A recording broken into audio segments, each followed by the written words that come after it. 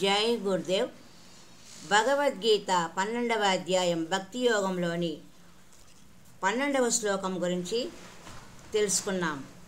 ఇప్పుడు మనము భక్తుని యొక్క లక్షణాలను గురించి మనం తెలుసుకోవాలంటే 12వ అధ్యాయంలోని 13 నుండి 19వ శ్లోకం వరకు చదువుకొని వాటిలో ఉన్న అర్థాలను తెలుసుకోమని భగవానుడు చెప్పారు కదా. దానిలో భక్తుని యొక్క లక్షణాలు 36 ఏమి చెప్పారు కదా.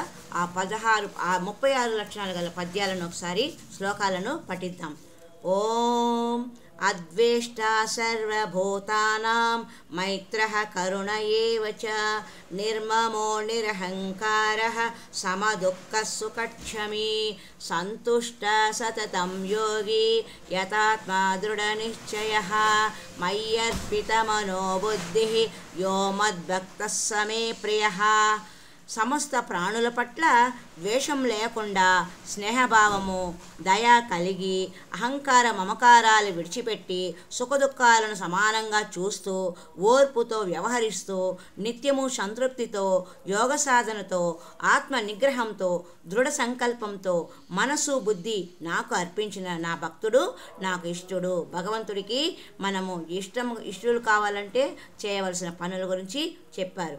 యస్మాన్నో ద్విజతే లోకో లోకాన్నో ద్విజతే చ యః హర్షామర్ష భయద్వేగైః ముక్తో యస్స స మే ప్రియః. తన వల్ల లోకం వల్ల తాను భయపడకుండా సంతోషము, కోపము, భయము, ఆవేశాలకు వశం కాకుండా ఉండేవాడే నాకు ఇష్టడు అని శ్రీకృష్ణ పరమాత్మ అర్జునునితో చెప్పిన మాటలు. అనపేక్ష సుతిర్భక్ష యోదాసీనో గతవ్యతః సర్వారంభ పరిత్యాగి ఏ మద్భక్తః స మే ప్రియః. దేని మీద కోరికలు లేనివాడు, పవిత్రుడు, కార్యదక్షుడు, పక్షపాతం లేనివాడు, చీకుచింత లేనివాడు, ఆడంబర కర్మలన్నిటినీ విడిచిపెట్టినవాడు అయిన నా భక్తుడు నాకు ఇష్టడు. యో న హృష్యతి న ద్వేష్టి న శోచతి నా కాంక్షతి శుభాశుభ పరిత్యాగి భక్తిమాన్యశ్చ మే ప్రియః. సంతోషము, ద్వేషము లేకుండా దుఃఖము, కోరికలు, శుభాశుభాలు వదిలిపెట్టిన నా భక్తుడంటే నాకు ఇష్టము. సమౌ శత్రౌ చ మిత్రే చ తదా మానవమానయోః శీతోష్ణ సుఖ దుఃఖేషు సమస్సంగ వివర్జితః తుల్యనిందా స్తుతిర్మౌని సంతుష్టో येन केनचित् అనికేత స్థిరమతిః భక్తిమాన్ మే ప్రియో నరః. శత్రువుల పట్ల, మిత్రువుల పట్ల, అలాగే మానవమానాలు, శీతోష్ణాలు, సుఖదుఖాలు, దూషణ భూషణల పట్ల సమభావం కలిగినవాడు, దేని మీద ఆసక్తి లేనివాడు, మౌనంగా ఉండేవాడు, ఏ కొద్దిపాటి దొరికినా సంతృప్తి చెందేవాడు, స్థిర నివాసం లేనివాడు, దృఢ నిశ్చయం కలిగినవాడైనా నా భక్తుడు నాకు ఇష్టడు అని శ్రీకృష్ణ భగవానుడు చెప్పారు. ఇది భక్తునికి ఉండవలసిన 36 లక్షణాలు. ఈ 36 లక్షణాలను అలవాటు చేసుకొని మనము భగవంతునికి ఇష్టలము కావాలి.